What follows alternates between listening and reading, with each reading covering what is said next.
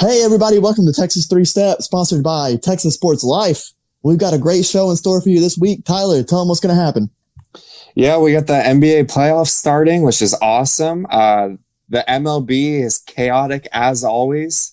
And then NFL, there's some crazy stuff going on with that. We got some injuries, and we also got players returning from injuries. So we'll give you an update on that. It will be a great show today, guys. We are excited. All right.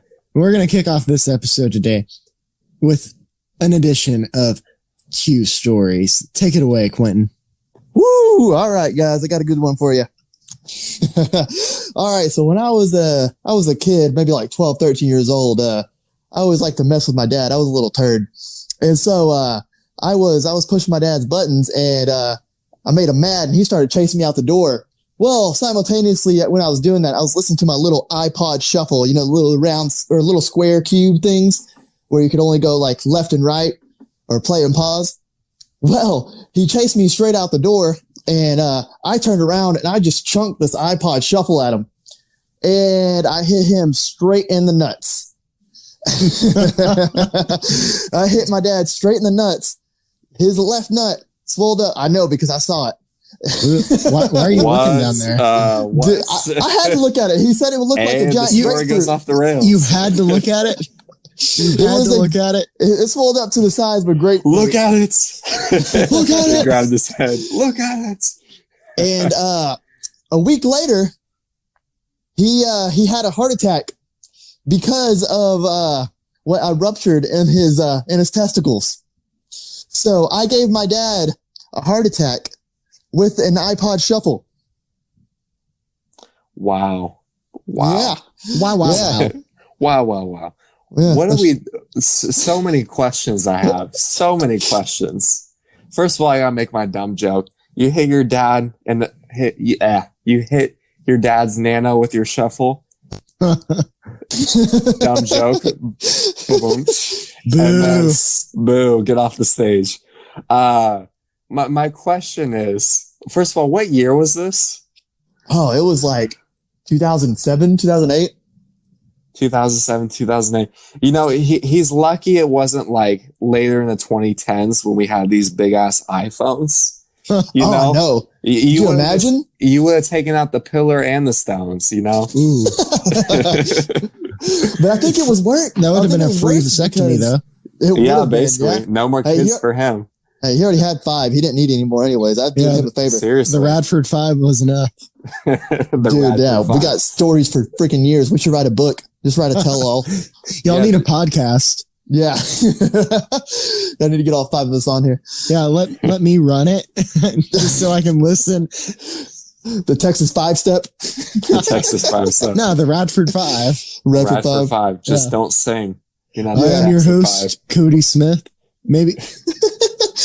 Cody Smith. Cody Smith. But, yeah, I gave my dad accent. German accent. Uh-huh. I gave my dad a heart attack with an iPod.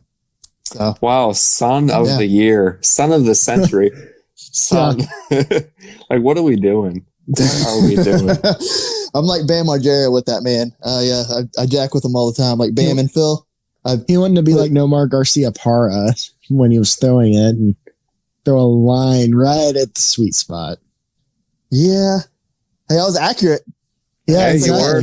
It was a strike. He's one of the greatest defensive players, isn't he? Yeah, one of the best of all time. Yeah, exactly. Yeah. And I'm one of the best of all time at hitting you in the nuts. Yes, you are. That is your greatest prize. You know, if that was a competition, you would take gold every year. Shit, put me in the Olympics, man. Put you in the Olympics. Nut shots. Tyler about murdered me one time because I threw a Nerf ball and drilled him. I mean, I had to get you back. It's just reality. If I was going to make sure you had no kids in your life, which honestly would be a great thing for the world, I was going to do it. Man, hey, saves me money. More trips to Disney World. Well, what? Wait a minute. So you're going to be this creepy old person with no kids at Disney World? Hello, children. Actually, I'm going to be Where's the correlation in this? I'm going to be like Steve Buscemi. Hello, fellow young people. Oh jeez. Well, you basically already are your corny ass jokes. Yeah, if anyone sees our social media, the corniest memes are always Cody. I just want to make that By far. clear. By far. What memes? Oh, should we go this is through the fir- Twitter? Yes, let's go. Damn, we are off the rails. So who I'm cares? signing on now. All I see from Cody at all times. is We just got Stephen a Smith Ryan videos. from The Office writing his notebook. Yeah, A it's making meme for fun of about Trae Young. 10 years ago. We got some Luca love. He's also all the Luca tweets. We got actually- the Make It Rain meme. Is that Philip Seymour Hoffman? Unclear. Unclear. Unclear. Hey, I got 4 likes on that one, sir. He did. Yes. So I will take that. I'm one just as gonna being say, good. I think I've had all our trending tweets. I'm just saying, not to pat myself on the back, but I'm going to. Hey, the one where I made fun of the Rangers last night got some decent exposure. Yeah, that was a good one. My favorite though of the last week is the one we retweeted. It was Ron Swanson as the SEC handing his papers to the Yes, guy at the park. that was a good Just one. Too good. So everyone, we just want to let you know we're going to spend this entire episode going through our own tweets. No, we're not. Yeah, and I think we're done with Q stories, right? Yes, we are. So are we gonna talk sports, or are we just gonna keep going off the rails? now let's let Quentin talk a little bit more. Oh Q, man, talk about things. Go talk about things. on the spot. Go. Well, in Deuteronomy. No, Deuteronomy. this is not an episode for Osvaldo. Another shout out. Talk about the bro code. The bro code. Oh, there ain't no bro code when you're broing down. Bro. That used to be a good show. Anyways, You never saw it. You never saw the show Bro Code on MTV? I thought you were talking about. We're talking. We're not about giving How I Met Your Mother. MTV shout outs here. They have enough money. Yeah. They're trash now, anyways. Even though we've said MTV 4 times in a row there. We did. Yeah. Are we talking Yeah. about MTV? They, We're not they need to give us money. We're not sponsored by MTV, but we are sponsored by Texas Sports Live. I'm Yeah. sponsored by Clear. MTV. Oh, you are? Yeah. Real world. We're not getting that money? No, shit. Know I'm that. not sharing my MTV money with you. Wow. Okay. Just cheap. So cheap. I see how it is. Ooh, Tyler, I want to make a joke I'd make for you, but Oh, I know. And I will make it too. But I'm gonna anyway, resist. you are going to resist. Yeah. Why don't you keep resisting and let's talk some NBA if we can. All right. So today the Bucks lost by 12 to the Magic. Vucevic, I guess that's how you say his last name. I don't know. Nailed it. Sure. He had 35 and 14. He was dominant for the Magic. They're now up 1-0 on the 1 seed Bucks. What I read that was kind of interesting. The Bucks lost their first playoff game to the Magic, and in 2019, the Raptors also lost their first playoff game to the Magic. So does that mean Milwaukee is going to win the championship against a heavily favored LA team? No. More than likely No. not. You know, I got in an argument with someone on Twitter about this, but I don't see it being, obviously it's not going to repeat. That'd be crazy, but 2020 is crazy. I wouldn't be surprised if that should happen, but Milwaukee looks extremely vulnerable right now. And I've been saying this since the beginning of playoffs. When everything's centered around Giannis, and when Giannis isn't playing, sorry, Giannis, if you're listening to this podcast, everything's centered around Giannis. And if you can kind of separate him from the team, if you can kind of let him do his thing, but if you dominate the rest of the team and make sure they struggle, like it's an easy win. So you're saying give Giannis COVID. That's the only way to beat the Bucks. No, I'm not saying that. I'm not That was an endorsement I'm for not that, and I Rudy heard you say Gobert. it. I'm not. So did I. Drake's going to be showing up into the bubble with COVID to give it to Giannis. Drake. Oh my gosh. Don't get me started about him. Who's he rooting for in this playoffs? Who knows? But the Bucks, they're not as good of a shooting team as some of the other teams in the East. They're also not as good of a defensive team. It's really just kind of a thing where Giannis is just so unstoppable. Like you devote so much attention to him that it just kind of changes the way you play. It's really just going to be a matter of who has the best defenders that can stop the other four Bucks players that are on the court from going off. Because exactly, and I've been saying it's Toronto. Toronto has the best defense in the East, and they dominated the other day. Let me pull up that score real quick. They beat the Nets 134-110. The scoring was pretty spread out like usual. Like they're very just across the board. They're very good, very consistent. While I'm trying to, I clicked the wrong tab. Well, anyways, Tyler didn't have his links open. Yeah, I had the wrong links open, but Rhett would be disappointed. Just notable performer. Fred VanVleet had 30 points and 11 assists. He's blossomed into a star for them. One of their little guy stars. He really has. Since college, he's been just such a good player. He's just so talented in so many different ways. And where'd he go to college? He played Wichita State. Okay, that's what I thought. Yeah, and he's one of those guys, like he came in the league with a chip on the shoulder, because he didn't come from one of these blue blood programs. And he's done everything Toronto's needed. He really has. Yep. So let's jump from Bucks and Raptors over to LeBron, who said the Blazers aren't the normal number 8 seed. LeBron James.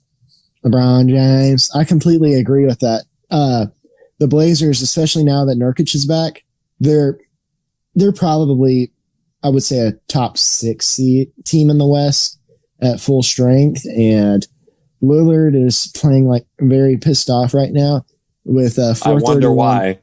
Yeah. A shout out to Clippers. Yep. Who are not playing well right now. Oh yeah. Right now the Clippers or the Trailblazers are up 6 over the Lakers with 4.5 minutes left in the second. And this is game recorded on Tuesday night, so everyone knows. Yeah. Yeah. So right before it's posted on Wednesday. Yep. Make a prediction now. Go. What?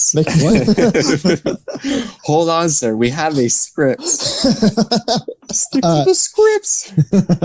Actually, ESPN has the Blazers at a 67.1% chance to win this game. Well, that's 2 off of 69, and I was about to say nice.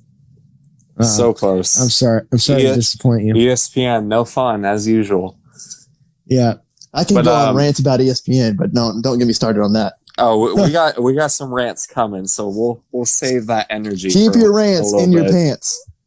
Oh yeah, that's right. So, talking about this matchup with the Lakers and the Blazers, Lakers are definitely vulnerable. They're going to win the series, but I think so. What I've been seeing from Portland is obviously they got Dame Time and McCollum, and they're great scorers. Defensively, they're not very good. They really aren't. Whiteside's a good defender, isn't he? Well, Whiteside's good at blocking. He's not. If you pull him out and pick and rolls, he's a liability. Okay. There's a reason why they don't play him as much down the stretch. But they also have Nurkic, who's a better player. Nurkic is a better player. Nurkic has been great for them. But when they played Memphis, like they were giving up a lot of points to this young team. Yeah. And they were struggling to cover the pick and roll, which the Lakers love. They love doing LeBron AD pick and rolls. Yeah, go ahead. And just like when your best defender on your team is Carmelo Anthony, that should be concerning. 100%. Yeah. When he's setting the tone, you definitely should be concerned. I think that's, oh, geez. I just saw Kuzma hit off the side of the backboard. Kuz going to Kuz. But I think Lakers going to win the series because at the end of the day, they're a better defensive team. Oh, another on the backboard. Golly. I genuinely think that back and forth. That if there were more conjugal visits in this bubble here, you'd see a lot more magic happen. Oh, literally. I'm talking Disney magic right there. No, I think if we're looking at either of the 1 seeds, I think the Bucks are more vulnerable than the Lakers. I really do. Cody, what do you think on that? Who do you think most likely to lose? I think the Lakers are more likely to lose because Portland is such a better team. I'm talking one. We're talking 1 versus 8, right? Yeah, 1 versus 8. Yeah, Portland's such a better team, and they're playing so well right now. Even though they don't play defense, Portland would sweep. Orlando, the Magic. Portland would probably take Milwaukee to like 7. Yeah, I think that's going to happen. I think the reason why I just give an edge is I think Orlando's just a little bit better matchup against the Bucks than the Blazers are against the Lakers. But I think just like with the Lakers, they want to kind of drag the pace a little bit, slow it down, run half-court offense. That slower game doesn't really play to the Blazers as well. Yeah, I'll tell you who kept their pace. The 7 Suns players with that Instagram model. Oh. Damn, we're jumping to that. All right. Now let's jump back to basketball. If I'm the Trailblazers, I'm going after. I'm spending my mid-level exception this year on a defensive player.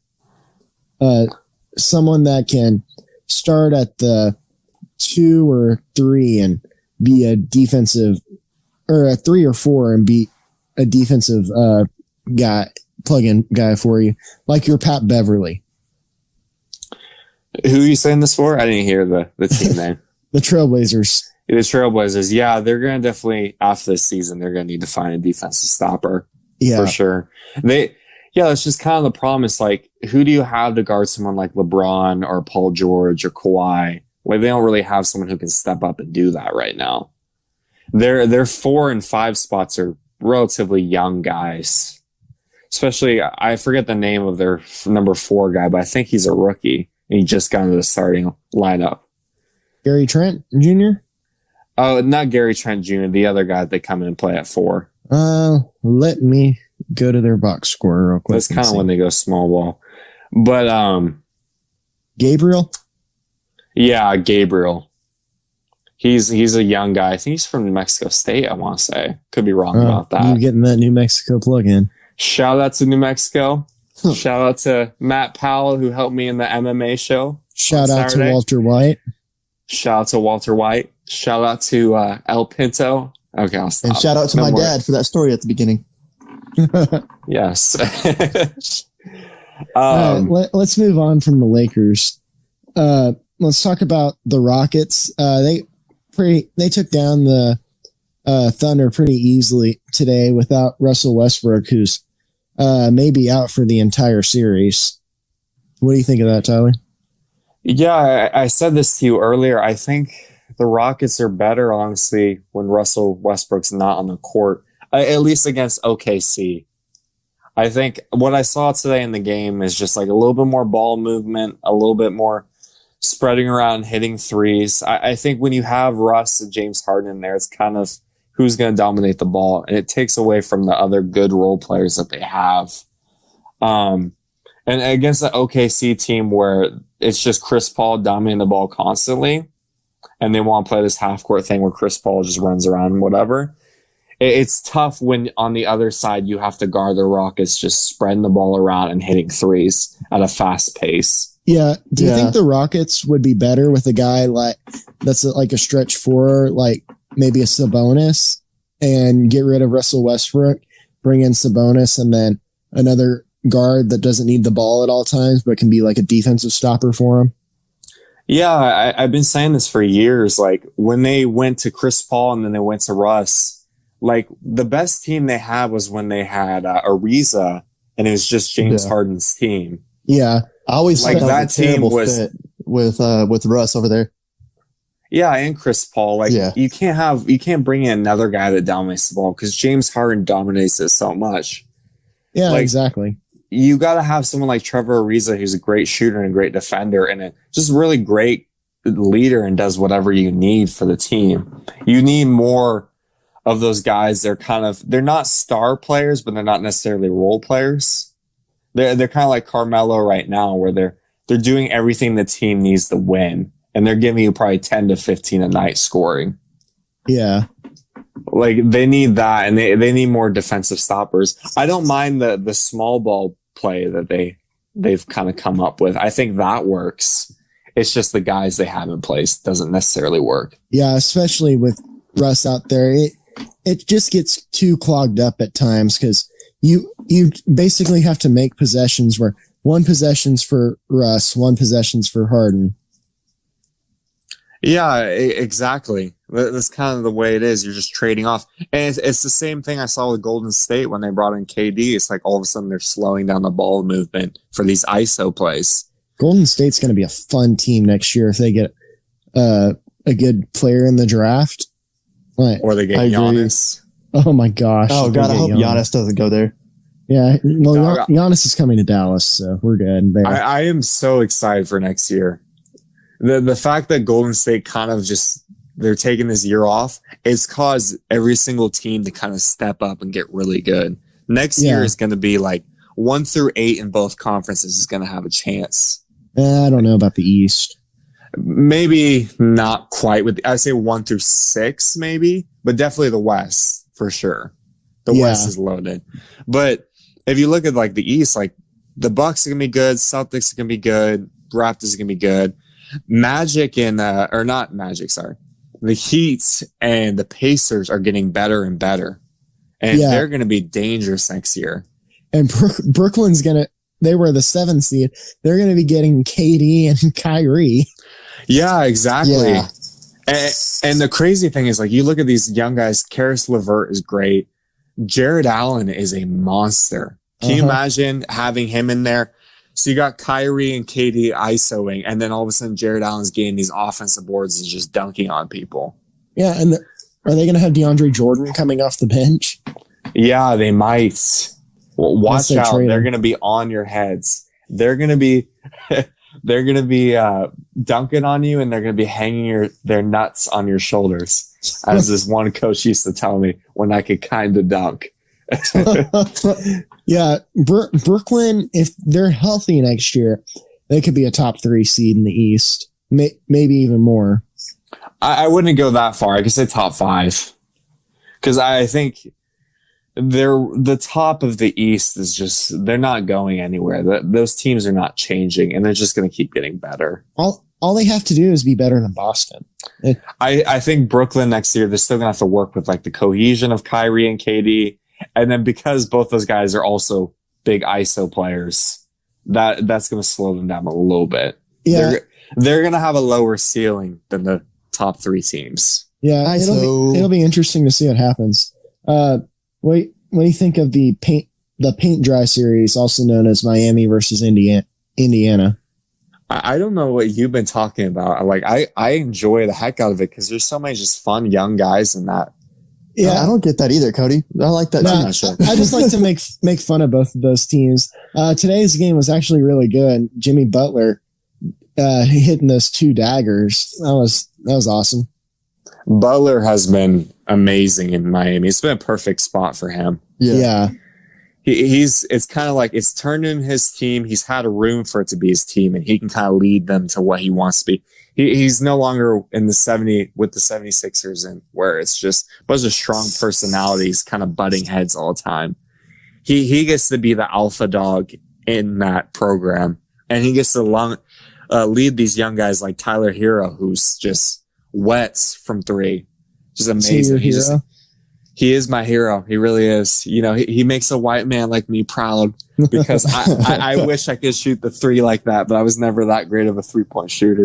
You still can't jump. I could jump though. I broke the stereotype. Yeah, I used to be able to dunk, kind of. Oh yeah, on an 8-foot goal. I mean, I'm 6'2", so I don't know what to tell you. I'm sorry. What's your record against me in 21? I never lost. That was Christian McNeil. Shout out to Christian. I never lost you in 21. And to my knowledge, I was putting everyone on skates in 21. I want to make that clear. Especially Jonathan Thomas. Shout out to Jonathan Thomas. I was 2-1 in 21, sir. And those were against Christian. Remember, I was working. I was going in and out. No, one was against, that's what she said. One was against Christian. Yes. I lost to my 13-year-old nephew today in basketball, so I can't talk. That's kind of sad. So, Christian's... He's tall as me. How would you describe 5'11", and that kid's already my height. Christian is, like most things, he's kind of all talk. his three's not bad. It's just kind of like he doesn't elevate, and it's kind of a line drive. If he got elevate and got arc on his shot, he'd actually be pretty good. His handles are decent. I was a little impressed. I gotta say, I was expecting him to be a bum. I was expecting him to be Michael Scott out there, or Stanley, but he was decent. and he lost to the Michael Scott. Yeah, he did. It was so great. He probably scored about 40 points, but kept getting tipped in. He kept getting tipped back in. Yeah, dude, he was losing. He was losing it. That's amazing. Because we're at 11. You can call fouls and stuff, but it's a free for all until someone gets to 11. Then that person gets to 11, they can call whatever they want. So I called him on a travel, and he lost it. Our games used to be fun, just like the no rules, just make up rules on the fly. As soon as we got to 11, it was fun. It really was. It was awesome. I miss the homies. I miss playing at the Y. It's a shame. And by Y, I mean HBU gym. Shout out to HBU. Is it open? Could you go play basketball there? I think it's kind of open, but like you have to reserve a time to play or something like that. It's stupid. Okay. But anyways, let's get back to the real professionals, because we're a bunch of scrubs. Let's talk the Mavs basketball a little bit. You mean officials basketball? Sure. Yes, and also Mavs' usual inconsistencies. We can talk about that too. We'll move on to that here in a minute. I disagree with them being inconsistent, but Luka set the playoff record for a point scored in a debut with 42 last night. Aside from the turnovers, he looked really good. For a while, I thought he was going to get a quadruple double with points, rebounds, assists, and turnovers. Yeah, that's kind of the one area of his game I'm so a little concerned about. He does turn it over a good amount, but I think it's more the Clippers make him turn it over, because he has a lot of games where he doesn't turn it over that often. But that is a good point. The Clippers' defense is ferocious. When you have Pat Beverly on you, just literally breathing on your neck, Lance Stevenson style. With he probably has hot breath. Like he's got to have hot breath. Absolutely, just blowing in ears. Yeah, exactly. And you probably have Lou Will coming in there with his lemon pepper wing breath too, as well, breathing down your neck. Don't you say that's disgusting. No, okay. So whenever I go or something after lemon pepper, it's from the Money Hack on GTA, because the guy goes lemon pepper. Ooh, that's some reference. Oh, I know. One of my friends, such a narrow base for that reference. Listened to the show and said, "I'm disappointed." Like the two people get that. Yeah, he said, "I was disappointed you didn't mention it in the show," so I had to start doing it to give him a shout out. Shout out Trevor and Connor, I guess, if you listen. Damn, we are shouting out everyone. Yeah, shout out. Let me go through my phone contacts. Shout out my brother. Play the Jimmy Fallon thank you note music. Should I start slapping the table really hard to make it really feel like Jimmy Fallon? Well, start with a fake laugh. There we go. But anyways, getting back to the Mavs, how do you think they looked overall? If you would give them a grade, how would you grade their first game? Refs aside and all that. After the way that they start, based on the way they started until the Porzingis ejection, I give them an A.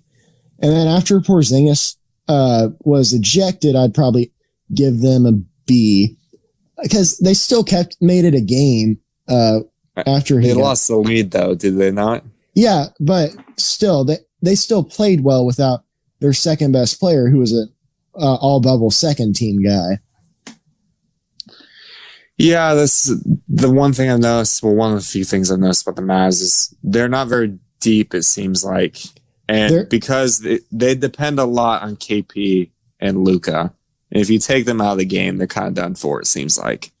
Yeah, they have a lot of guys that are real streaky. Like at times they can be deep, but if Tim Hardaway Jr. is bricking everything like he was last night, and you made a great point. They're such a streaky team. Yeah. You got Seth Curry, you got Tim Hardaway Jr., you got Boban. Michael Kidd-Gilchrist. Michael Kidd-Gilchrist. Can't believe that. Yeah, that team's gonna need to get built up a little bit better in the offseason, I think. Yeah, they'll have that mid-level exception to use this year, and then I'm excited for the offseason after that because they get Hardaway's salary off the books. They'll have Courtney Lee's salary off the books and a couple others, and they should have enough money to contract to someone. Yeah, get rid of Tim. Get rid of Tim Hardaway Jr. I wouldn't mind having Tim Hardaway Jr. for like $12 million, but he's making he's like making way 20. too much, and he's just so inconsistent. He was part of that He's an summer. okay sixth man. He was part of that summer where everybody just got ridiculously max contracts, right? Yeah, it was when the salary cap jumped up and you had all these scrubs making ridiculous amounts of money. Yeah, emphasis on the scrub when we're talking Tim Hardaway Jr. We're not talking Was that- TLC. Didn't Nick Batum make like $30 million a year that summer? Bro, where's Nicholas Batum? So I was thinking, where's Batum and where the hell is Chandler Parsons now? Chandler. Oh, you didn't hear about Chandler Parsons? And where's Thabo Stefalosha? So Those guys that started like many games but didn't really do much for their team. Where's my boy Jimmer? Jimmer? He's still, I think, in China. He China. gone. Oh, He I gone. did see a video of him tearing it up in China. Yeah, dude, he's just dropping buckets on people's heads. That's It's just great. not fair over there. So He's like a legend over there. Him and Stephon Marbury. Batum, he played he averaged 3.5 points a game in 22 games. He played 23 minutes a game. He shot. And that boy used to be like a player that people thought was a really good role player. He shot 34%. Oh, jeez. they brought that scrub back, Joakim Noah, though. Joaquin. Worst jump shot of all time. Oh, No, let me jump that's to Sean Marion. Chandler. Oh, yeah. Sean Marion made it. He did Yeah. make it though. That's a good point, but it was No, so sorry, ugly. it's probably Michael Kidd-Gilchrist or Markel Fultz. Jumping back to Chandler Parsons, Tyler, he was in a car wreck like at the beginning of the NBA season. I think his NBA career is over. Oh, seriously? I Yeah. didn't hear that. Oh my gosh. Yeah. I just remember those. You remember when they had Sports Nation on ESPN? He used to be on there a lot because they just like loved him because Michelle Beadle like thought he was fine as hell. So he was on there a lot and she was just gushing over him. So did Mark He's- Cuban. Yeah. That's why he gave him all that money. In his defense, he was worth the money, but He was a good player at one point, but Well, that shark It's a almost tanked shame. us. yeah, no, Parsons had a good 2 years with Dallas. No, he played 66 and 61 games. He averaged 14. He averaged 14.7 a game. that's solid, honestly. Yeah, But was what- he it was with Memphis. he was never as good as everyone thought he'd be. coming Yeah, out of college. exactly. Yeah. Well, That really, after that last year Loaded with Florida Houston. team. Those were the days. Let's jump back to the Mavericks. What y'all think of that call? The technical on Porzingis. LeBron and Soft. Dirk weren't happy. Oh my Soft. goodness. Terrible, Soft. terrible. I don't think Yeah. anyone's happy. No. It was so soft. Even the Clipper players, Marcus Morris is like, yeah, that's not a technical foul. I think he said that after the game. It's ridiculous, man. I would love if they had a rule in there, like if in the heat of the moment, the opposing team was like, yeah, that's not technical, they could just take that away. Yeah. No, the opposing team's going to say it's. Yeah, they're going to take it every time, especially in the playoffs. Yeah. Yeah.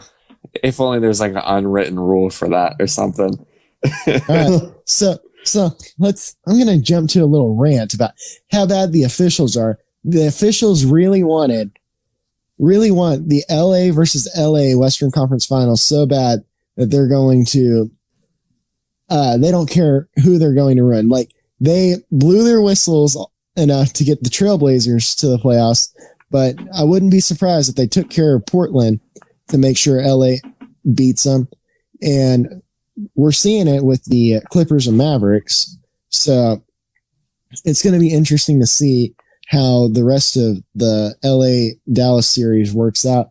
in regards to the officials, but officials really haven't had that nice of a love connection with the Mavericks over the years. They're not a fan of complaining, and the Mavericks are professionals with that. So Luka loves to complain. Every time he goes into the paint, he'll get a little tap. He gets fouled. He thinks he gets fouled. He yells at the officials, and they don't call anything. It's ridiculous. He doesn't get the James Harden treatment like a superstar should. Not sure why. It may be because it's only his second year in the league, but it's ridiculous. And this thing goes back to 2006 when the Mavericks played the Heat. They were up 2-0. The officials were like, all right, this is over. We're done with Mark Cuban. And Dwayne Wade shot 64 free throws in 3 of the Heat's wins. And one of their wins was a blowout, so he didn't need to shoot that many free throws. He shot 64 free throws, and the Mavericks shot 74 in those 3 games. Wade shot 10 fewer free throws than the Mavs in 3 games. So you're saying for all this time, they've been screwing over the Mavs? Yes. When the Mavs run their mouths. What a leap. Yeah. What a damn leap. When the Mavs run their mouths, the NBA gets tired of them.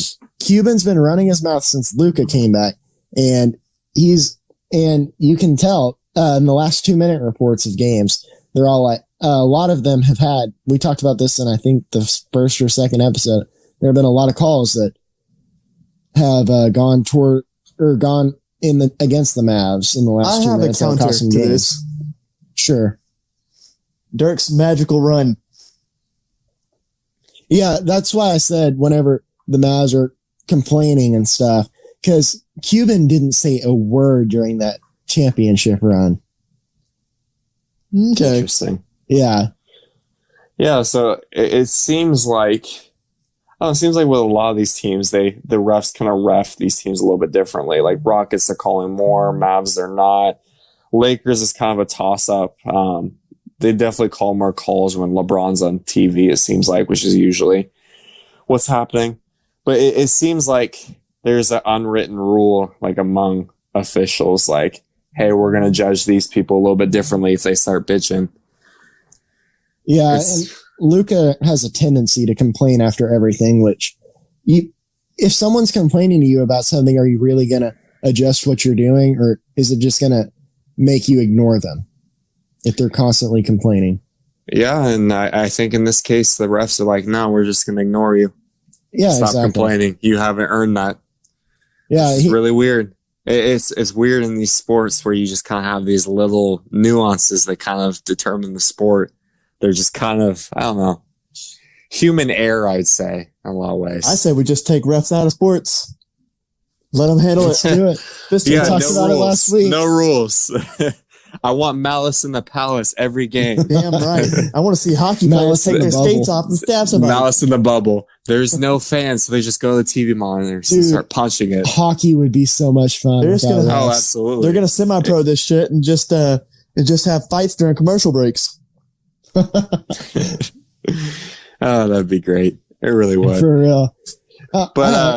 Anyways, we've more than covered NBA, but we kind of touched on unwritten rules in NBA. It seems like the common thing in MLB right now has been unwritten rules. Cody, you want to kind of explain what's been going on?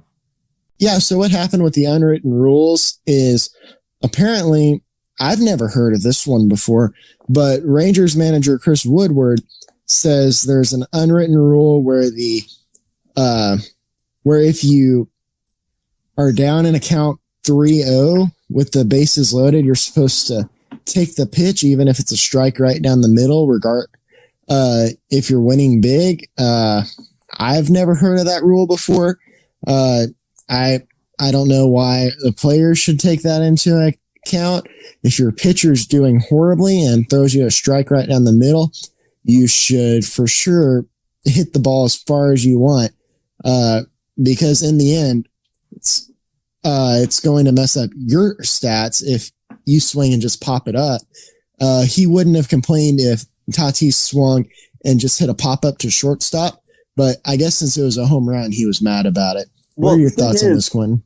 the thing is that, I mean, it's not really ever been a rule by any means. It's more of like, hey, don't swing on 3-0. That's what a coach tells you to do. So I don't know why he thinks that that's some type of like respect thing. Or Tingler, Jace Tingler, his own manager, went out and called him out about it too.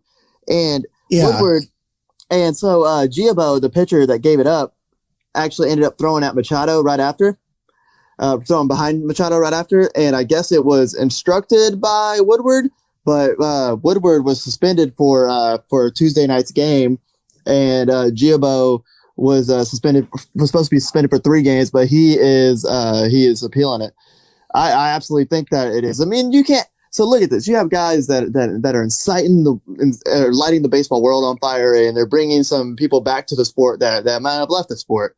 And you've got these players that are just young, exciting studs in the game, like Tatis, like Tim Anderson, or I don't know, like Ronald Acuna Jr., Trevor Bauer, Aaron Judge. Yeah, just guys that are fun, exciting people that actually want to bring their personality to the game, and that's something that baseball lacks. That's why it was so popular back in the 90s. With Griffey. Yeah, with Griffey selling out video games and just being so personable, and you lack that with players now because your best player in baseball is Trout, and Trout's quiet as hell. So, yeah, he's not very marketable at all. No, he's not. He's just a everyman kind of guy who's just happens to be a superstar at baseball. And so they really need to stop trying to do this kind of stuff where they're silencing players, and really it just makes them look idiotic, because you don't see this in any other sport really. And they're just so behind the times with these archaic points of views on celebrating and actually showing who you are. And I think fans just want to see that more and more. And, you know, NBA and MLB have an advantage here over like football, because you can actually see these players' faces and their expressions at all times, you know? And so I don't know. I think that they really need to stop letting these kind of things happen. And these managers and old school guys need to shut up, especially when they pulled up a video of a Dodgers player hitting a grand slam or hitting a home run on a 3-0 count with the same exact score. And he was rounding the bases, and guess who was congratulating him? Chris Woodward. Exactly. Yeah. So he's a hypocrite. And not only that, last year the Rangers. Now I'm a Rangers fan, but I'm still going to be as critical as possible. Last year they allowed an easy pop up to drop in the infield just so Mike Minor could get his 200th strikeout. That's Bush League ball in itself. So it's like, do you want to have fun?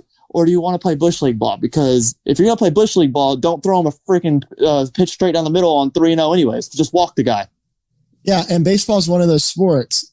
I tweeted it. You may have seen it. And if you don't follow us on Twitter, what are you doing? Seriously. Yeah. Baseball is one of those sports where you can be down 10, no lead is safe. You can be down 10-0, and then a team can just get hot on offense and score 11 runs the next inning or 2 innings and take the lead. There's no clock in baseball. Baseball, you have 27 outs, and it doesn't matter what combination or how many outs you take to score your runs. Oh, absolutely. You have as much time as you need. Absolutely. And it's just all these damn unwritten rules, man. Just stop all of them. Yeah, Q, I find it funny. I saw Jeff Passan's tweet on Twitter, and I'm not really a baseball guy, but his tweet cracks me up. He said, if they actually wrote out the unwritten rules, they'd realize how stupid they are. Oh, I thought that was freaking hilarious. 100%, man. All of these things are so dumb. They're just getting mad about things that aren't even like a thing. I don't care if somebody's going to walk across the back of your freaking pitcher's mound or show you up. I don't care. If you don't want them to show you up, don't let them pimp you for a home run. Don't let them go yard on you. You know, like it's just angry little bullshit. It's not your fault. You're garbage. Yeah. Well, it is their fault. They're garbage. Seriously. Yeah. Do you think part of it was just they're mad because they're losing in this scenario? 100%. Sure. 100%. They're just salty, and they just had to come up with some BS unwritten rule to kind of explain it. Yeah, I've never heard of that rule. Have you heard of that one, Quentin? It's not a rule. It's never been a rule. No, I've never heard anybody say you can't swing on 3-0. They just say don't mess it up. If you are going to swing at the perfect pitch.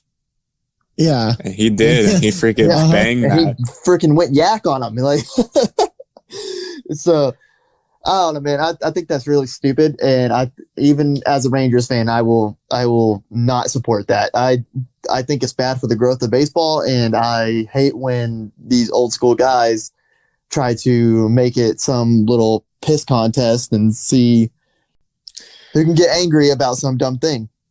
But yeah, we covered on that part. Let's go on to some other baseball news. Cleveland is just still being a absolute S show. It is Cleveland. Huh? It is Cleveland. It is Cleveland. That's right. Cleveland gonna Cleveland. Cleveland is gonna Cleveland. That is for sure. Yeah, they're talking about trading Clevenger or Plesac. The whole team's still mad at him. Trevor Bauer's been tweeting every day. I mean, honestly, it wouldn't be a terrible idea to trade one of those guys because Trevor Bauer's not there anymore. Well, yeah, I know, but Trevor Bauer's still tweeting about it constantly because he's like the spokesperson for baseball now. Yep. Yeah, and so so he's been kind of shitting on them a little bit about all that. But yeah, I mean, honestly, it wouldn't be a terrible idea for Cleveland to trade one of those guys because they need some hitters. I mean, they have to address that 642 OPS that is the worst in the AL. I mean, some teams need some rotation help too. I mean, the Braves, the Angels, or the D-backs will love them, and they have some outfielders in the top 100 pipeline, and that's exactly what the Cleveland Indians need. Yeah, and right now Cleveland has the second fewest runs scored in the American League, behind only Toronto. Oh yeah, for sure, man. I think that they have the potential to be a really, really solid team, but it's that they have some problems with the sticks. So yeah, I mean, some other teams having problems with the sticks is right here in Texas. Give a little insight to the Rangers, Cody. Well, the Rangers, they're just one of those hit or miss teams. Either they're playing really well or not. Their pitching staff has been hit or miss, except for Lance Lynn, who's been incredible. Their bats, I write about their bats almost every week for Sport DFW, how their bats are just inconsistent. They'll have a couple games where they struggle to put runs together, and then they'll have a stretch where they're winning games by a lot. Like right now, they have a 3-game losing streak, and they're sitting at 10-12, 2.5 games behind the Astros for the second spot in the division. Yeah, what's even worse is they shouldn't even have a record like that. They have 85 runs scored to 112 runs allowed, and really, if you go by the Pythagorean win-loss thing that they do, it says their record actually should be 8-14 instead of 10-12. And so they've been getting by off of some really good outings by like Lance Lynn, and then their bullpen just blows everything else. And so their late game bullpen's been good. Yeah, the late game. Yeah, they have a good back end for their 7, 8, and 9, but they've had guys like Lyle step out here and not be able to even take them that far, and so they just they've been getting blown out, or they're winning the game by like 1 run. Jesse Chavez has been absolute garbage. Geibel, whatever his last name is, that 3-game suspension probably is actually going to help the team more than hurt it because he's been so bad. Oh, for sure. Yeah. Yeah, he's been really bad. And honestly, yeah, I saw he was getting suspended, and I kind of got excited that he was leaving. He was getting kicked off. Yeah, I mean, but if you look at the very back end, I mean, Montero is looking like an absolute stud. And Jonathan Hernandez is looking pretty good too. So they've got some pieces. They always seem to find 1 or 2 guys every year that can be a really solid bullpen piece. But man, they've had some trouble piecing together the rest of the pitching staff. And it doesn't really matter what year it is. Even the years they were going to the World Series, they still had some issues there. But yeah, I mean, other than that, Gallo was in a bit of a slump, but it looks like here on Tuesday he started hitting out of it a little bit. He hit another home run. He now has 6 on the year. And, oh man, don't ever play Rougned Odor again because it looks like... End it. Yeah, it looks like Dietrich is here to stay, and that man has swag. Yeah. He definitely does. That dude, Odor thinks he home has runs. swag. Gold chains, eye black indoors. I'm a big fan. But yeah, staying in Texas right now, Houston has been on a roll. They were 7-1 over that homestand, an 875 win percentage.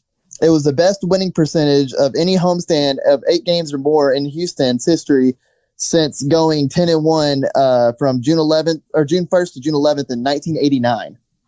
So Wow.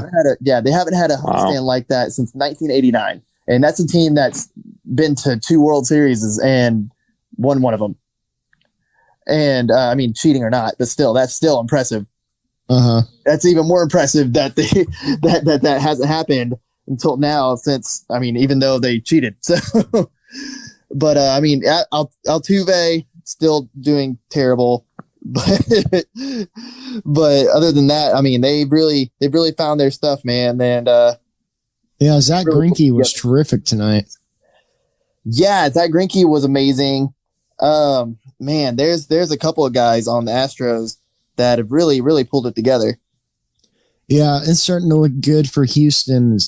They're only 2.5 games behind Oakland right now. So there's a good chance that they could jump back and take over the top spot in the AL West if they keep playing like this. And then if they start to get some sort of production from Jose Altuve, the division could be over quickly. I mean, they have a stud lineup. It is a superstar lineup, but I mean, some of these guys, man, if they you got to have them pull it together. But they've been having some good pitching outings finally, and it looks like things are starting to really take shape for them again to be the contender that they're supposed to be. But other than that, I mean, I don't know if they can really catch the A's, but the A's are a solid team. They're all around good. But yeah, they need a pitching acquisition to catch them. Yeah, I think they might. I really do think they might. So we'll be looking forward if something like that happens. I don't know how many trades you're going to see in MLB this year. So that's an interesting thing. It's because this shortened season, I don't even know like how long, if anybody's even going to be aggressive enough to actually do that. Yeah, it'll be interesting to follow that. Also, Alex Bregman started to turn it around. He's up to 267 on the season, so looks like he just got off to a full start. Let's go. Academy pride. Let's go. I'm rolling my eyes right now. Oh, I know you are, but yeah. I got to support the one person that was like successful from my high school for sports. Can we kick Tyler? Yeah, kick him out of here. Why? Because of my one comment during baseball? I see how it is. Yeah. This is supposed to be a democracy. Come on now. No, it's not. Okay. Hey, I see how it is. Man, it only took one game. This is a stat from 5 days ago. Now it's changed a little bit, but still, if you ride on that shame tour, Clint Frazier, it took him one game to accumulate a higher award than Altuve, Bregman, and Springer combined. Granted, Altuve has a minus 0.4 award right now, so that really attributed to it. Yeah, that's wild. Let's jump over to the National League. So the St. Louis Cardinals, do you have the numbers on the Cardinals? Like how many games they have to play the last 2 months of the season with all the doubleheaders and stuff? There is so many games that they're going to have to play doubleheaders in. Like I think they have, it's like 70 games in the last 2 months of the season. No, it can't be 70. They pause. I want to look this up. Oh my gosh. I already had it. I had it right here. Oh, you did? Yeah, I had it. They're only going to have one day off the rest of the schedule and have 9 scheduled doubleheaders. That's insane. So back to that. Ask me, do you have with the Cardinals? So what do you think it's fair for for the other teams that have to play all the double headers against the Cardinals since their players are the ones that screwed it up? I think so. I mean, I don't know if it's necessarily fair. There's nothing fair about this season. So it is what it is, and it's just going to have to be played out like that. I mean, the Cardinals are only going to have one day off for the rest of the season and have 9 scheduled doubleheaders. And so they're going to have to really, I don't even know how you even prepare for that. And I think their record is going to end up showing it. And it's not going to be pretty. And I don't see any way that ends up being well for them. And so, I'm sure I'm sure they're not happy about it, but they're the ones that brought it upon themselves. So I honestly think if they really shouldn't, or the MLB shouldn't let the other teams have to go through that.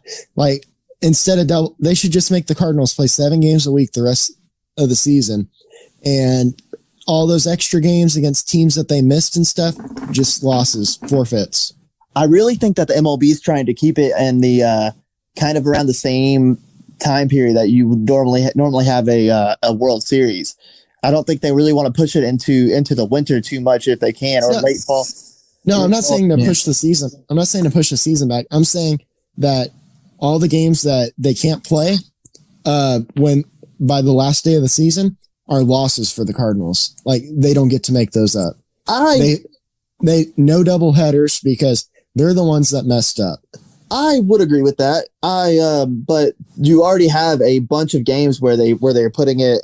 They filled in the days that were supposed to be off days for them, and so that's fine. I'm just saying no double headers. You're just playing 7 days a week until the end of the season, and instead of the what'd you say 7 double headers or whatever, 9 double headers. But those are 9 losses. Have to play double headers too, and so I mean. You just kind of signed up for it. I mean, if your game gets rained out, you end up playing a doubleheader. You know, if it for many of the times it will. And so I just think it's something that you go on and play. And now the Cardinals are the only ones that are really going to suffer from this because I mean they're 7-inning doubleheaders, and so these players that come in and have to play these games against them that are on different teams. They basically just have to play a 14-inning game. And so it's just like a game that went into extras. Now, it may be a little extra tired, but at least they still have off days and the Cardinals don't. So I think it's going to be fine. But yeah, other than that, I think that's really all we really have for baseball today. Yeah, it's going to be a short show for football today too. Obviously, we haven't gotten to the season yet, but we do have some big news. Really tough break for the Cowboys this week, and Gerald McCoy went down with a ruptured right quad tendon in literally the first practice. He's going to be out for the year, and with that going on, he's basically been released. They had a clause in his contract that if he did tear that quad, they'd be able to release him. He's still getting insurance and stuff like that. I think he still gets like $3 million. Yeah, he still gets his $3 million bonus. Yeah, but that's still tough. Like Gerald McCoy thought this would be a good spot for him, and I think it would have been a very good spot for him for the Cowboys. And now all of a sudden, it's just like it's over. Now they're talking about bringing him back next season. It was initially supposed to be a 3-year contract, and they're talking about bringing him back for next season. And I think that he wants to be back for next season, from what he said in basically these preliminary interviews since this happened. But so I think that he's likely to be back, and I mean, he seemed to like it here from his short stint, and so it's good for him that he gets $3 million and gets to stay making money through this time where he's going to be hurt and everything. But man, that sucks. It's a big blow for the Cowboys, but they're also in slightly good news. Jadeveon Clowney's still out there. Well, yeah, but Dontari Poe just finally passed his physical, and he just got activated from the PUP list. And so physically unable to perform, and he's so that's a big insurance from not having McCoy. So that's pretty good. Yeah. How big of a loss would you guys say this is to the Cowboys? Because it doesn't sound like you guys think this is that big of a deal. I think they went out and made a huge impact signings on their defensive end. I mean, they got Everson Griffin. They got Aldon Smith, which is kind of a project, but honestly, from the early reviews in practice and everything that I've read, he looks like he's still in shape and like he can still play football. And with the way they're going to be running the defense now, I mean, they're actually going to be letting D-Law, DeMarcus Lawrence, and Aldon Smith just rush from both sides, be stand-up rushers, which they're Well, if you're a Cowboys fan, you know how things were under Marinelli. That's the whole reason why the Cowboys chose Taco Charlton over TJ Watt. TJ Watt. Yeah. Worst Never draft pick forget. ever. Jeez. But yeah, so Or they're you could take a kicker in the first round.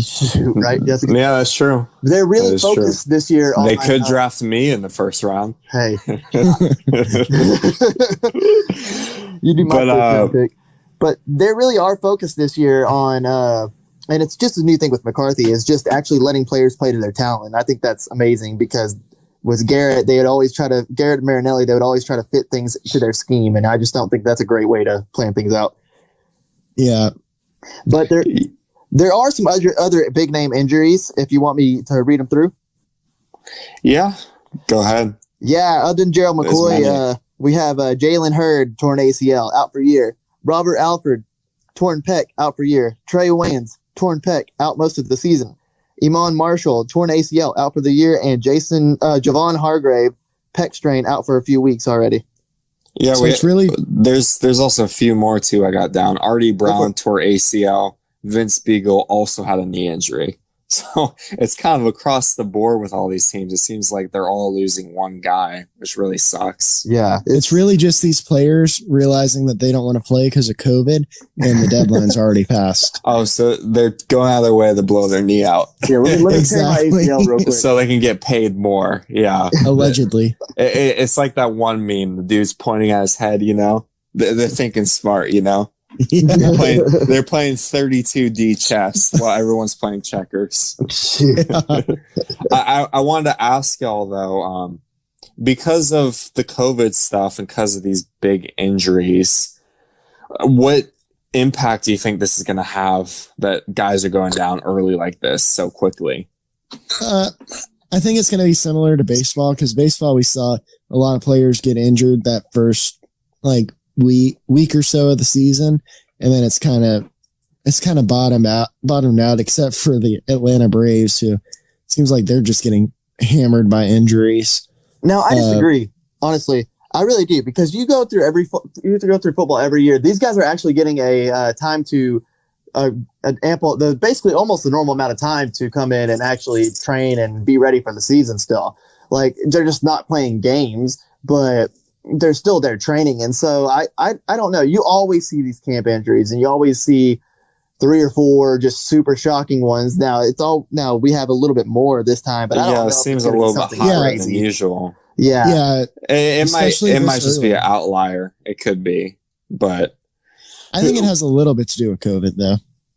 yeah, I think you got to understand, like with these workouts, it's very different from when you're lifting and running and doing all these different things. And then all of a sudden you're running routes and you're covering guys. Like that's a hard thing to do on your own, Right. at full speed. And it's also hard. Like I'm sure there's some of these guys that probably didn't work as hard as they were supposed to. And then already they're back to it just like that. And Absolutely. then you throw in COVID conditions where like you got to change where you're sleeping. You got to change kind of like your diet or anything. A lot of different factors that could be in play.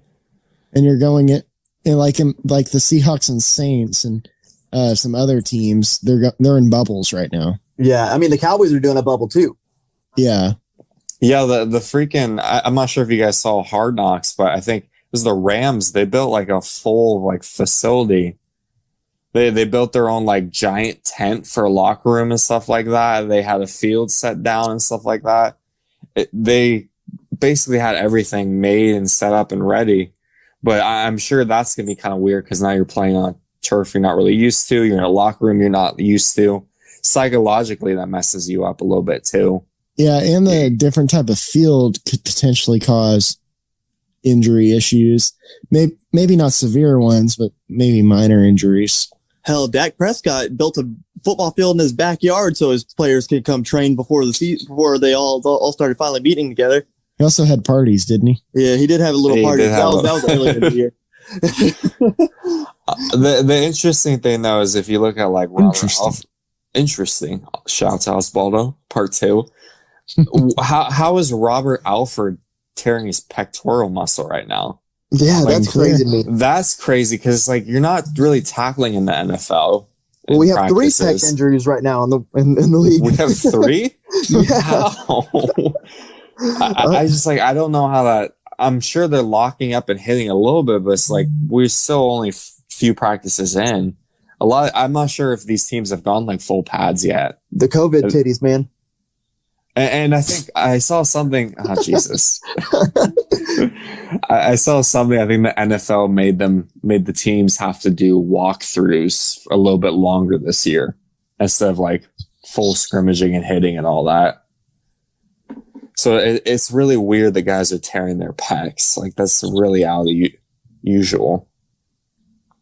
Yeah, that's a pretty crazy injury as it is. So yeah, but with all these stories of injuries, we did have one great story this week of someone recovering from injury. Yes.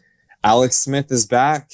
He's back after having 17 surgeries on that leg. When he shattered his leg on November 18th in 2018, he literally got sepsis in the following days, and it nearly took his entire life away from him. He was in the hospital. That's crazy. He spent the next month in the hospital and then three months in a wheelchair.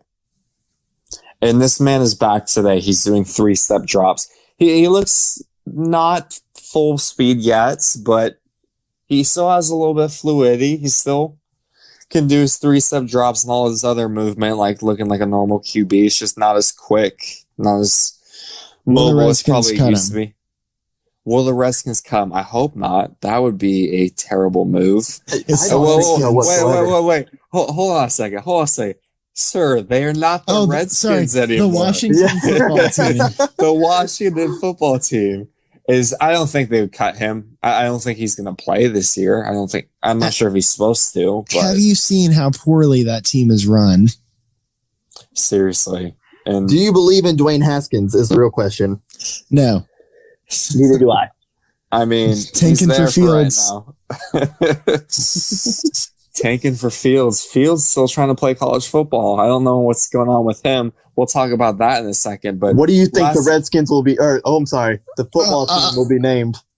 Golly, who knows? Every single name that they were going to use got trademarked by that one dude.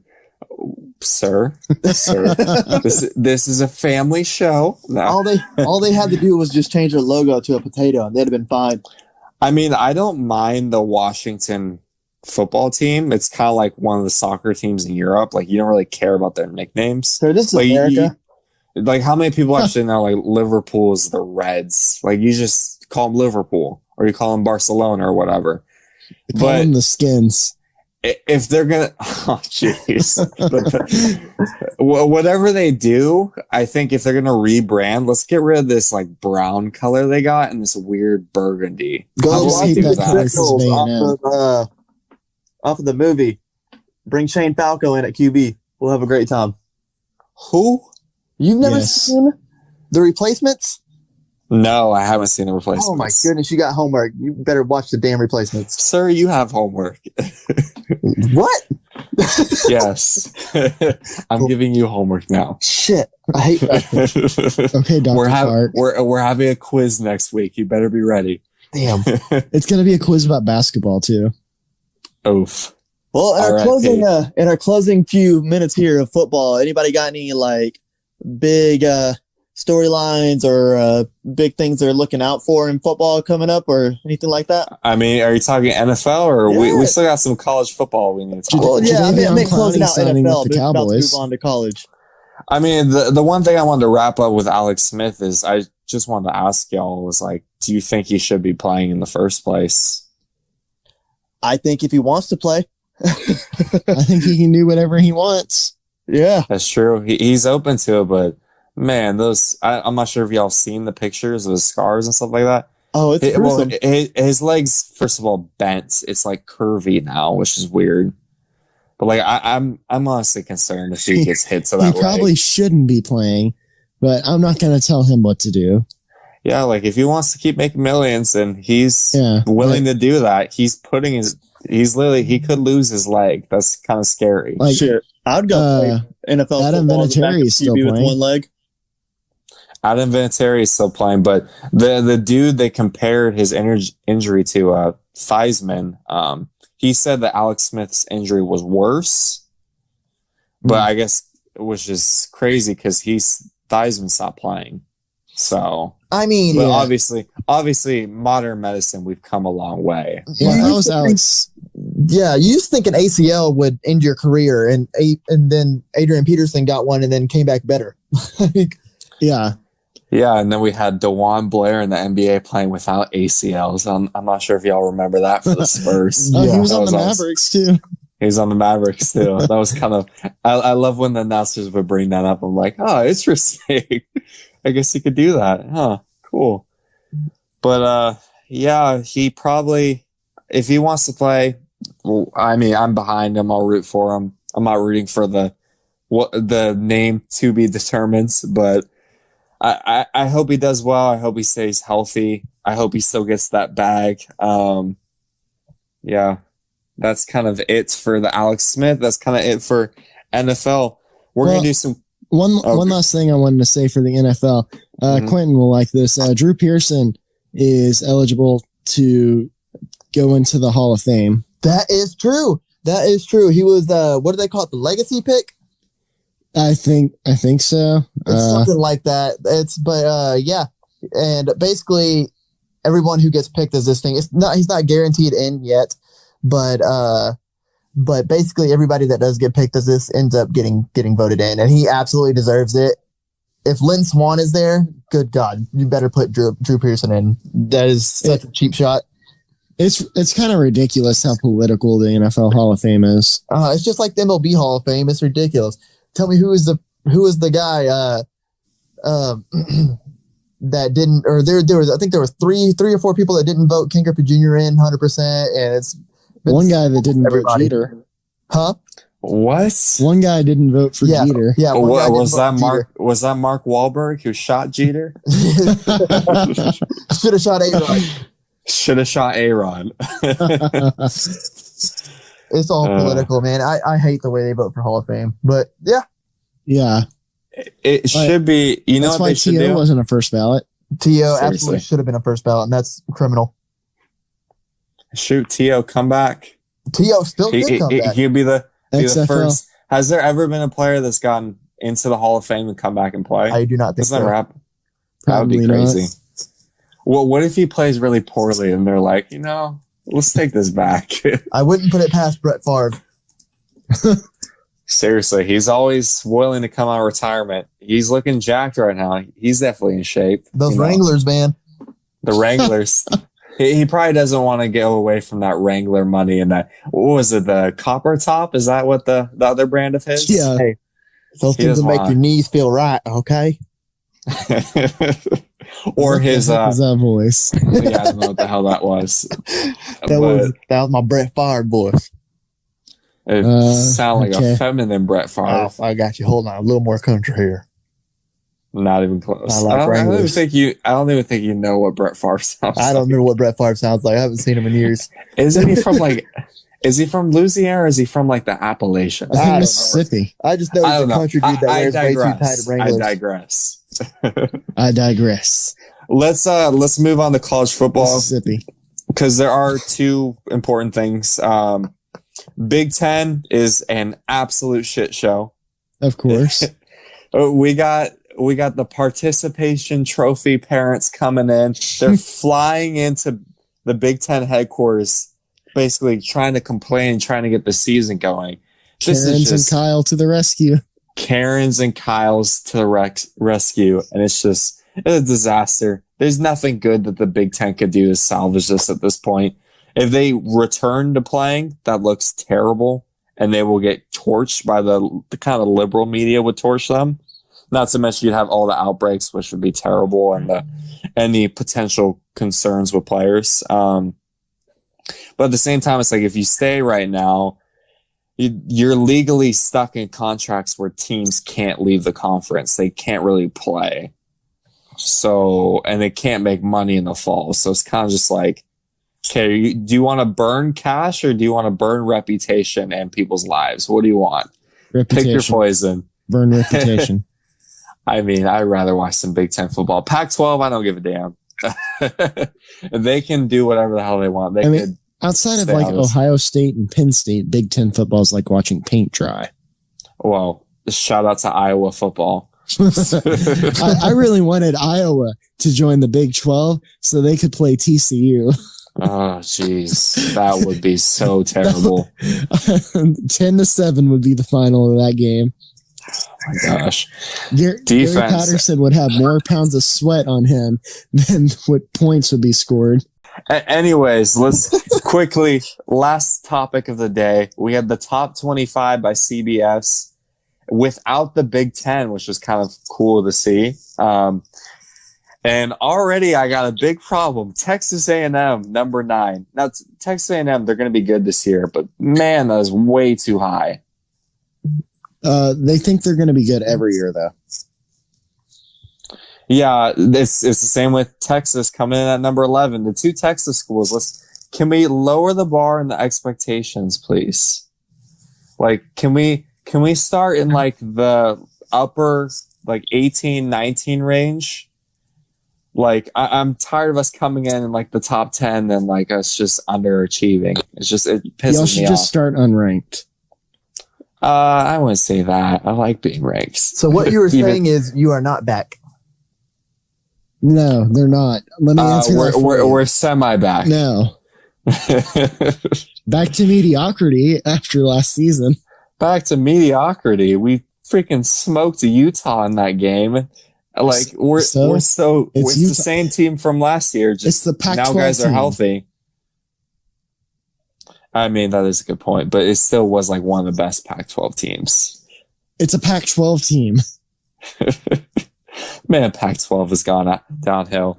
But other notable teams, Memphis, UCF, two fun teams, 14-15. Iowa State 17. My dad would be proud.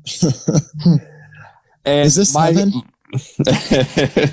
And my favorite top 25 team, Appalachian State, Let's coming in go. at 25. Do they Let's play go. Michigan? Oh, and also Oh, wait, Baylor's they at can't play 23. Michigan. Yeah, Michigan's out. Baylor's at 23, by the way. But Appalachian State, after all those years of grinding out in the FCS, they're in the top 25. How amazing is that? Now they can That's beat pretty Michigan cool. all the time. Yeah. Yeah, maybe they'll start making a little run. Maybe it'll be like the new Boise State, because Boise State's kind of been falling off. Who knows? Boise State's just kind of like in a rut. I think it's because the Mountain West is pretty Yeah, basic. it's gone down and Um, applying like- competitiveness, like unfortunately. BYU and Utah left, then Boise joined, then TCU left, and it's just kind of mediocre, except like San Diego State's randomly good every once in a while. Yeah, but then you got the Air Forces and the New Mexicos and the Colorado States. They're just like, bro, what are we doing? Hey, Colorado State. Occasionally, they've completely fallen off, though. Yeah.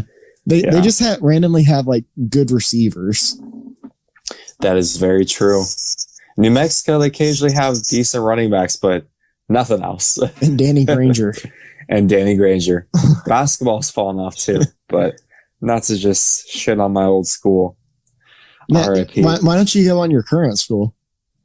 Oh, I gladly would, especially after this week, but I am going to just, zip my lip, throw the key away. I'm not going to do that. Enjoy your cold water burger. Enjoy my cold water burger. But, that wraps up college football, and that wraps up our show for today. It's kind of sad. It does. We are out of time. Man. How sad. I know. Honestly, it was kind of a slow week. There wasn't much going on. Kind of sad. Yeah. But we're going to have a lot going on. As slow as Quentin. And Cody. Oh, no. We're going to have a terrible ending again. But NBA playoffs are going to be full swing by the time next week. MLB will be close to the playoffs. NFL and college football will be closer to the season. Actually, I think 1 week away for college football. So we'll definitely have so much more to talk about next week. We appreciate y'all who listen, who are our day one fans, our OGs. We'd appreciate you. We appreciate you. We'd appreciate you. Please if you enjoy the show, pass it on to your friends and family. We're trying to build this up. Follow us on social media. Yeah, don't cancel. If you don't Quentin. already follow us on social media, if you want to cancel Quentin, tweet at his Twitter account, just not at our account. Yeah, it should be something like Dale Gribble or I don't know, Rusty Who Shackelford. knows? He keeps changing. It's confusing. But yeah, follow us on Twitter. Follow us on Instagram. We also are up on Facebook. Follow our Facebook page. We want to thank Texas Sports Life again for supporting us and growing our following. And then other notable things. There's going to be no MMA show this week. I know it's here. Oh. Shut up. But I, from what I've heard, I think Matt Powell will be back again, maybe on one of our next episodes. We had a pretty good show, although we were completely wrong in like all our picks. Good. Which sucks. But that's it for our kind of our notes for the next couple weeks. Just be ready for our next episode next week. And yeah, it's been real talking to y'all. Thank y'all. Give us some feedback. Yes, give us some feedback. We'll talk to y'all later. Adios. Yes, sir.